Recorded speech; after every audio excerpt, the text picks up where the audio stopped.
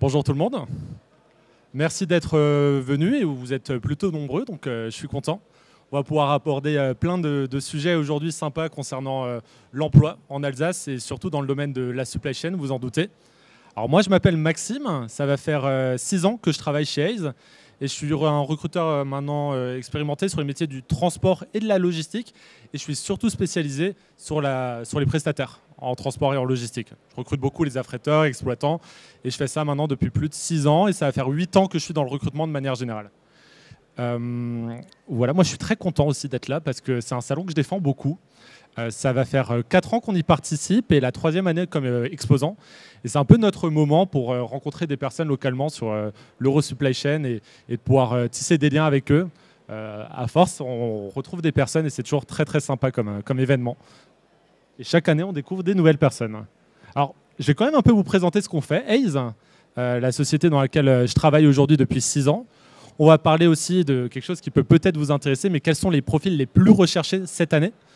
C'est des données qui sont propres à Hays pour la plupart, très locales, très définies sur l'Alsace. Du coup, ça va pouvoir vous parler par rapport au marché alsacien.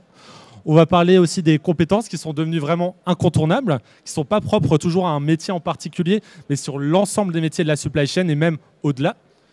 Et on va aussi parler du sujet en général qui intéresse le plus les personnes qui viennent me voir et qui me posent des questions à ce sujet. C'est les niveaux de rémunération, comment ils évoluent. Combien peut gagner un commercial transport, un affréteur, un agent de transit, un directeur d'agence. Donc tout ça, c'est des sujets sur lesquels on va discuter, qui sont tirés des rémunérations aujourd'hui des personnes qu'on recrute. Du coup, c'est très concret et c'est très local. Et à la fin, j'ai prévu une présentation assez courte pour que je puisse répondre quand même à quelques questions, parce que les années précédentes, en général, ont dépassé un petit peu. Alors, ça, je suis vraiment content de pouvoir le dire, parce que je n'en parle pas assez. Mais de base, Hays, on a été un logisticien avant pas mal de personnes quand même, parce qu'on a commencé en 1867, on ne faisait pas du tout de recrutement, et on a commencé en fait avec un entrepôt sur la Tamise, du coup, pour toutes les marchandises qui rentraient vers Londres.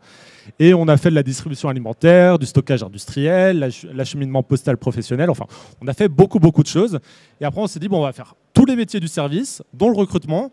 Et à un moment donné, la direction d'Hays s'est dit, bon, la logistique, c'est vrai qu'on ne peut pas tout faire, c'est un métier propre. On va la léguer. Je crois qu'à l'époque, c'était Kuehne+Nagel et XPO qui se sont rachetés en des parties de Hays Group. Et du coup, on a continué à partir de 2003 à se positionner uniquement sur le recrutement. Et c'est là qu'on est devenu un des leaders mondiaux du recrutement spécialisé. Et là, on a encore un camion collector qui date d'il y a plus de 40 ans. Pour ceux qui ont une longue carrière, peut-être ça vous parle, Hays Logistique. Alors, Hays dans le monde, on est quand même présent dans 33 pays. On a en tout 236 bureaux. On a 26 spécialités. Alors les spécialités, moi c'est le transport et la logistique, mais on fait aussi comptabilité, on fait aussi informatique. Enfin, on couvre l'ensemble des métiers aujourd'hui. On est 11 000 employés et on fait un chiffre d'affaires de 7 milliards actuellement. Donc, sachant qu'on est dans une structure de service, un chiffre qui peut se rapprocher assez rapidement du bénéfice. On couvre aujourd'hui tous les jours 1000 emplois pourvus chaque jour dans le monde entier. Avec nos consultants qui recrutent partout dans le monde. Hays est une entreprise anglo-saxonne qui a vu le jour en Angleterre et par la suite on s'est développé dans pas mal de pays de l'Europe, la France, l'Allemagne, mais on est aussi présent en Australie. Voilà. Vous verrez, on est sur tous les continents en tout cas. Je vais vous parler un peu plus de Strasbourg. Du coup, à Strasbourg, on est 35 consultants spécialisés, experts métiers. On couvre aussi tous les métiers. Strasbourg, c'est un bureau qui est historique parce que c'est le premier bureau en région après Paris. Quand Hays est venu s'installer en France, ils ont d'abord ouvert Paris, puis ils ont ouvert par la suite Strasbourg. Et derrière, ça a généré l'ensemble des bureaux qu'on peut voir. On est 22 bureaux partout, mais Strasbourg a été le premier en région, donc on est très fiers de ça. Du coup, on a une base de données de candidats qui a alimenté depuis plus de 25 ans. C'est-à-dire qu'on a 25 ans de candidats dans nos bases, de clients, de profils, de postes. Et aujourd'hui, on peut vraiment être fiers de ça parce qu'on possède un des plus larges réseaux, notamment sur la supply chain. On fait tout type de recrutement. Alors bien sûr, on fait du CDI. Ça a été le grand développement de Hays sur toutes ces années. On fait du CDD, de l'intérim. On fait aussi maintenant de plus en plus de portage salarial et de la freelance parce que ça nous est demandé de la part de nos clients. De base, c'était surtout sur les métiers de l'informatique, mais de plus en plus, on commence à faire aussi des acheteurs. On commence à aller sur les métiers de la supply sur ce type de profil. Et là, on a des tout nouveaux locaux depuis à peu près plus d'un an maintenant, au plein centre de Strasbourg, à l'Hôtel des Postes, pour ceux qui connaissent, locaux flambant neufs qu'on partage avec un cabinet d'avocats. Au niveau de notre équipe, du coup, on est 4. Le premier risque de vous parler, parce qu'il est là depuis un certain moment, c'est Thibaut Golens, c'est aussi le directeur de notre agence, qui aujourd'hui, malgré ses fonctions, malgré le fait qu'il manage 35 personnes, continue de recruter, et il recrute surtout le top management de l'Alsace, donc les directeurs achats, directeurs logistiques, supply chain. On a Bartholomé Meyer qui nous a rejoint et qui, lui, est un grand spécialiste de tous les métiers de l'approvisionnement, de l'ordonnancement, les chefs d'équipe, logistique, gestionnaire de stock, cariste, et il a une grosse expertise notamment sur la partie intérim, qu'on couvre également. C'est lui qui s'occupe de tous les contrats. Alors, votre fidèle serviteur, du coup, moi-même, qui aujourd'hui travaille pour toute la prestation transport et logistique. Donc moi, vraiment, j'ai fait toutes ces années sur les affréteurs, les exploitants, les agents de transit, les déclarants en douane. C'est vraiment ces métiers-là, les commerciaux transport et aussi les responsables entrepôt, parce qu'on reste dans la prestation. C'est les métiers que j'ai le plus recruté. On a Tom Edouard, qui est notre grand spécialiste des acheteurs. Si vous avez fait des achats un jour, vous devez le connaître. Et lui aussi s'occupe de la partie planification de production et des profils middle management dans la logistique. Petite statistique intéressante, aujourd'hui, il y a 35% des postes qui sont donnés à des prestataires de recrutement. Que ce soit de l'intérim, que ce soit des cabinets, que ce soit de la chasse, finalement. Donc, il y a plus d'un tiers des postes aujourd'hui qui sont sous-traités. D'où aussi voilà, l'intérêt de pouvoir échanger là-dessus. Alors, l'Alsace, en 2025, c'est vrai que quand on écoute la plupart des indicateurs économiques, on a tendance à croire que c'est pas top, mais il y a quand même une progression qui est intéressante actuellement parce que on est quand même sur 58 000 projets de recrutement en Alsace, et sur ces 58 000 projets de recrutement, on a quand même 51% des intervenants qui nous disent, des RH, des personnes qui recrutent, qui nous disent qu'ils ont du mal à recruter ces profils. Donc malgré les difficultés économiques, on reste dans un marché tendu, on a du mal à trouver des profils qui nous correspondent. En fait, ceux qui sont vraiment touchés par rapport aux études qu'on a pu mener, par rapport à celles que France Travail a pu faire aussi, ça va être les cadres supérieurs. C'est ceux qui ont été le plus impactés l'année dernière, notamment sur des fonctions support. L'informatique a été impactée, la logistique un petit peu aussi, mais ça va. Je vais en parler juste après. Je vais revenir un petit peu sur notre belle région, l'Alsace, sur les différentes zones de marché. Donc nous, on en a identifié 3 chez Hays. La première, c'est dû à notre proximité avec la Suisse, avec l'Allemagne et je dirais même avec le Luxembourg. Aujourd'hui, on a une tension frontalière parce qu'on a nos concurrents qui tirent les salaires vers le haut. Je pense qu'il y a la plupart des personnes aujourd'hui qui sont sur Mulhouse et qui parlent allemand. En général, ils vont aussi pour essayer de trouver des postes en Suisse, ce qui rend les tâches compliquées pour la plupart des personnes qui cherchent également ces compétences-là sur Mulhouse, sur Bâle et aussi à Strasbourg, parce que les Allemands sont aussi plus intéressants d'un point de vue rémunération, bien que le système des retraites est assez différent, mais ça, c'est un autre sujet. Les zones urbaines aussi, on a des guerres des talents. Alors, il y a Mulhouse et Strasbourg surtout, avec une priorité sur Strasbourg, où il y a une vraie guerre des talents sur la logistique, notamment au port du Rhin. C'est-à-dire qu'il y a tellement d'acteurs au port du Rhin aujourd'hui en prestation transport et logistique qu'on est vraiment sur un turnover. Moi, j'appelle ça la chaise musicale. Il y en a un qui bouge, ça fait bouger tout le monde. Un peu comme une période de mercato qu'on peut retrouver dans le football. Donc, chaque année, elle arrive, et chaque année, un mouvement crée un mouvement, et ça impacte quasiment tous les logisticiens de la zone. Sur Mulhouse, c'est également le cas. Colmar, c'est un peu plus calme, c'est plus un bassin industriel, même s'il y a quelques logisticiens. Et je dirais les opportunités qui peuvent être intéressantes potentiellement, c'est toute cette partie à proximité de la Franche-Comté et des Vosges, où là, effectivement, il y a moins de candidats, moins d'entreprises, mais du coup, c'est là qu'on remarque aussi que les candidats sont le plus fidèles, étant donné qu'une fois qu'ils trouvent une entreprise à proximité de chez eux, il y a moins de concurrence au niveau des employeurs et il y a plus de fidélisation à terme. Les profils les plus recherchés dans le secteur de la supply chain sur cette année, il y a vraiment eu un gros rebond de toute la force commerciale et opérationnelle. Moins les cadres finalement, mais quand ça a été plus compliqué, qu'est-ce qu'on a cherché à faire? On a cherché à préserver ses clients, mais on s'est dit aussi, notre gâteau il devient un peu plus petit. Nos clients qu'on a fidélisés, ils nous confient moins de flux. Mais nous, on veut garder actuellement notre masse salariale, on veut garder notre bénéfice. Comment on peut faire? On va chercher du gâteau ailleurs. Donc, on n'a jamais eu autant de demandes de recrutement de commerciaux transport. Vous avez dû le voir, la partie commerciale a été vachement agressive cette année sur la partie transport et logistique. C'est effectivement, chaque entreprise a voulu maintenir son CA et les commerciaux transport ont été un petit peu les gagnants des difficultés que le marché a rencontrées finalement cette année. Mais comme c'est souvent le cas, dès que les flux baissent, le commerce augmente. Les affréteurs nationaux et internationaux ont été aussi pas mal sollicités parce que finalement, un affréteur, même en période de crise, ça ne coûte pas grand-chose à partir du moment où il est autonome, qu'il a ses flux, qu'il a ses clients. Un affréteur, c'est quoi? C'est un PC, c'est un téléphone. Du coup, c'est quelque chose sur lequel on peut rapidement budgétiser un poste à partir du moment où le profil il est expérimenté et il arrive à marger relativement seul. Je parle vraiment de l'affréteur qui a des connaissances, qui a du potentiellement, alors je sais que ça peut être un gros mot pour certains, mais un portefeuille. Du coup, c'est celui-là qui va être recherché parce que celui-là, il peut se financer lui-même. L'exploitant transport spécialisé, malgré tout, ça reste quelque chose de très pénurique. Quelqu'un qui maîtrise le frigo, le fond mouvant, le porte-voiture, c'est plus recherché qu'un exploitant traditionnel. L'approvisionneur ordonnanceur, ça reste un grand classique. Hein. On n'a pas assez de candidats par rapport aux postes qui sont à pourvoir sur ces métiers-là. Le magasinier cariste, grand classique. Hein. Ça, peu importe les crises, il restera toujours des postes à pourvoir à ce niveau-là. Le technicien logistique également. Ce qu'on a de plus en plus vu, en fait, finalement, c'est quand ça a été plus compliqué, on a demandé aux personnes de prendre des postes hybrides. C'est-à-dire, par exemple, l'exploitant qui gérait des camions, on va lui dire on ne peut pas forcément recruter un affréteur cette année parce qu'on n'a pas le budget. Du coup, qu'est-ce qu'on va faire? Essaye d'aller sur la bourse de fret, essaye de faire de l'affrètement également, trouver des solutions. Et ça, c'est quelque chose auquel il n'a pas été habitué, mais ces postes hybrides ont été créés parce qu'on n'avait plus les budgets finalement de recruter sur 2 services. Pareil, le magasinier cariste, finalement, on lui demande de faire aussi de la gestion de stock.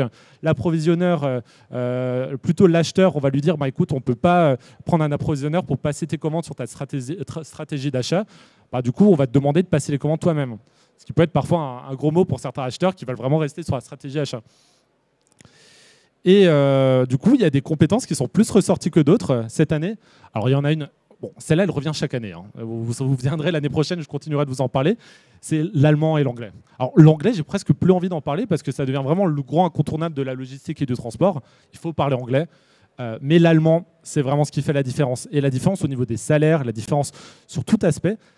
On n'a plus notre génération, et je me mets dedans, on ne parle plus assez bien allemand. On n'a plus la génération de l'Alsace, l'Alsacien, etc.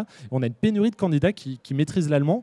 Et je pense que j'ai une dizaine de postes aujourd'hui ouverts et qui restent ouverts parce que la compétence recherchée, c'est l'allemand.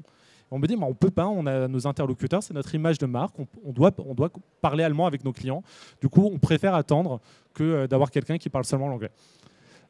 Du coup, commencez à vous former sur l'allemand. En tout cas, moi, je vais m'y mettre. Les soft skills et l'état d'esprit, c'est quelque chose qui revient de plus en plus parce que beaucoup de mes clients ont du mal avec certains candidats qui, finalement, pour eux, viennent simplement sur leur poste, ne font pas plus, ne sont pas dans ce qu'on appelle l'intrapreneuriat, c'est-à-dire entreprendre dans l'entreprise. Ils recherchent des personnes qui sont plus investies, qui sont innovantes, qui cherchent à mettre des choses en place. Et les retours que je peux avoir, même de candidats que j'ai pu placer, on a vraiment affaire parfois à des personnes qui viennent parce qu'il leur faut un poste pour prendre un salaire. Et effectivement, l'état d'esprit a assez changé là-dessus et il y a moins d'engouement, en tout cas, sur le monde du travail qu'il y a pu en avoir auparavant. Donc vraiment, avoir cette motivation, cette envie d'intraprendre dans l'entreprise, d'être finalement une entreprise dans l'entreprise, c'est l'état d'esprit le plus recherché par rapport à mes clients aujourd'hui. Le management dans un contexte de crise sociale, celui-là, il est venu, forcément, il y a eu quelques PSE, vous avez dû le voir ces années, et ces PSE ont dû être traités par des managers qui ont dû s'habituer à un management dans des crises sociales assez complexes pour certaines, notamment, je pense, au transport de personnes, où c'est un contexte social qui est très particulier aussi. Les conducteurs, de manière générale, ce n'est pas toujours évident également. À population de caristes aussi, on peut avoir des PSE à gérer sur ce niveau-là. Donc, le management dans un contexte de crise sociale a été très demandé et recherché cette année de la part de mes clients. En Alsace, plus que dans d'autres régions, on me demande une connaissance du réseau local. C'est vraiment parce que quand j'en discute avec mes confrères sur Paris ou même sur Bordeaux, la connaissance du réseau local, de transporteurs et tout, ce n'est pas ce qui va être recherché. Moi, mes clients ont quand même du mal à me dire il ne va pas connaître cette industrie, il ne va pas savoir qu'en Alsace, on a Liber, on a Aguerre, on a Timken, on a toutes ces grosses entreprises. Il ne va pas avoir les contacts, etc. Moi j'ai besoin de quelqu'un qui a tous ces contacts, qui a cette ferveur, qui connaît le business alsacien. Ça, c'est fortement demandé de la part de mes clients, sur tout type de poste, commerce, même opérationnel, finalement. Les systèmes de logistique d'information aussi, c'est le grand classique. Aujourd'hui, on ne fait plus de logistique sans informatique de toute façon. Donc, maîtriser des ERP, des WMS, connaître une bourse de fret sur les doigts d'une main, ça, c'est très important. Et la chose qui me revient encore, il y a tout qui revient beaucoup, mais ça en particulier, c'est la stabilité du parcours professionnel. Aujourd'hui, c'est plutôt incertain. Les entreprises ont peur de recruter, mais elles ont encore plus peur de recruter des personnes qui ont des problématiques de stabilité. Parce qu'elles se disent, si j'accepte de recruter quelqu'un, alors que c'est déjà plus compliqué au niveau du business, il faut que je sois sûr de mon coût. Il faut que la personne elle puisse rester au moins 3, 4, 5 ans. C'est ce qu'on envisage en termes de stabilité pour le coup. Et on a affaire parfois à certains professionnels qui changent plus régulièrement, notamment... je cherche beaucoup de profils qui viennent de Paris et d'autres régions. C'est plus leur culture là-bas, de changer tous les ans, tous les 2 ans. C'est bien accepté. En Alsace, c'est pas le cas. En Alsace, moi je dis, il y a la politique des 6 ans. C'est souvent 6 ans, ça va. Avant 6 ans, on va considérer que qu'est-ce qui s'est passé, pourquoi il est parti maintenant. Donc ça, c'est quelque chose qui est propre à notre région, vraiment, je pense. Alors, comment évoluent les niveaux de rémunération dans la région? Je vais peut-être pas faire plaisir à tout le monde, malheureusement. Et moi, j'ai remarqué quelque chose. C'est qu'il y a eu des gagnants quand même, c'est les cadres juniors. Parce que qu'est-ce qu'ont essayé de faire les entreprises cette année, du coup? C'est de se dire, on doit faire des coupes dans nos budgets. On gagne moins d'argent. Comment on va faire? Parce que notre force opérationnelle, on veut la garder, parce qu'on veut maintenir nos flux, on veut maintenir notre commerce, on cherche à maintenir tout ça. Du coup, on ne va pas essayer de couper dans les opérations, mais on va essayer de couper dans certains salaires de cadres. Ça, je l'ai repéré chez pas mal de mes clients. Du coup, ça a profité à des cadres juniors qui coûtaient moins cher et qui ont remplacé parfois des cadres seniors qui avaient des niveaux de salaire qui étaient plus importants. Et finalement, et ça, c'est pas propre qu'au transport. Ça a été propre à l'informatique, à plein de secteurs d'activité. Les cadres seniors en certaines seniorités se sont fait, dans certains cas, remercier finalement pour recruter sur leur poste des cadres juniors qui coûtent moins cher à l'entreprise et qui permettent du coup de stabiliser d'une certaine manière leurs coûts. Et ça a permis en fait finalement à des cadres juniors de pouvoir mieux se repositionner entre guillemets et faire le poste d'un cadre senior mais à un niveau de rémunération en dessous. Alors il me reste encore 3-4 minutes je crois, on est là-dessus. Je vais pouvoir vous parler des grilles de rémunération, c'est ce qui en général intéresse pas mal tout le monde. J'espère que ça sera assez grand pour vous. Voilà à peu près les salaires pour le coup. C'est compliqué. Alors je vais vous envoyer un QR code après, comme ça vous pourrez le scanner et vous pourrez voir les rémunérations de chacun. Mais en gros, ça reprend les salaires des personnes. Alors vous voyez des chiffres, c'est en kilos euros bruts annuels. Donc par exemple, ça c'est sur les métiers de l'industrie de la supply chain. Un responsable supply chain usine, par exemple, en début de carrière, il va gagner 40 000 annuels, mais à la fin de sa carrière, il peut demander jusqu'à 80 000. Un directeur supply chain global, responsable de toute la supply chain, il peut commencer à 50, mais terminer sa carrière jusqu'à 150 000 annuels bruts. On est sur le métier des appros, on commence à 32, on finit à 50. Donc on est... Et ça, c'est plutôt français pour le coup. Parce que ça, c'est une étude de rémunération qui a été faite sur l'ensemble de la France. Les salaires alsaciens, parfois, sont quand même un peu plus élevés. Je tiens à le préciser, pas sur tous les postes, mais ceux qui nécessitent effectivement des connexions avec la Suisse, etc. Par exemple, un affréteur international qui parle allemand est mieux payé en Alsace parce qu'il va se faire sinon alpaguer par les Suisses. Je vais vous présenter aussi la partie du coup transport et logistique. Donc, par exemple, un affréteur aujourd'hui en Alsace, je dirais plus, il commence à 30 au début de sa carrière. Là, on est à 28. Mais il peut aller jusqu'à 50 000 annuels bruts, juste sur de l'affrètement. C'est des métiers qui sont bien rémunérés, malgré ce qu'on peut penser de l'affrètement. C'est des métiers qui ont beaucoup gagné sur les dernières années. Les métiers, finalement, qui ont le plus évolué sur les niveaux de rémunération depuis que je suis chez Hayes, ça va être l'agent de transit. Un agent de transit, à l'époque, je ne sais pas si tu pourras me confirmer, Antonio, mais un agent de transit qu'on pouvait démarrer à 28 000 il y a 6 ans. Aujourd'hui, certains agents de transit, avec un tout petit peu d'expérience, on peut déjà leur proposer 33, 34, même 35, j'ai déjà vu voir dans certaines entreprises.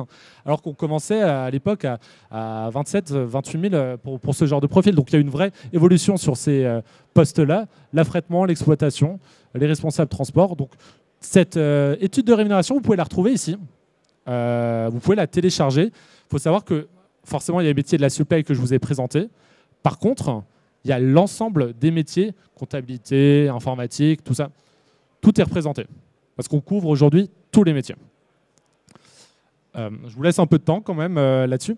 Est-ce que dans l'ensemble des rémunérations que j'ai affichées, si vous avez pu un peu voir des choses, ça vous paraît cohérent, ça vous paraît en dessous, ça vous paraît trop élevé par rapport à ce que vous connaissez des salaires pratiqués? Ouais, mitigé. De toute façon, effectivement, après, si vous avez des questions, je vais pouvoir y répondre. Voilà, c'était tout. J'ai fait 25 minutes. Je crois que c'était ce qui était prévu. C'est la première année que je suis dans les temps, donc je suis plutôt content.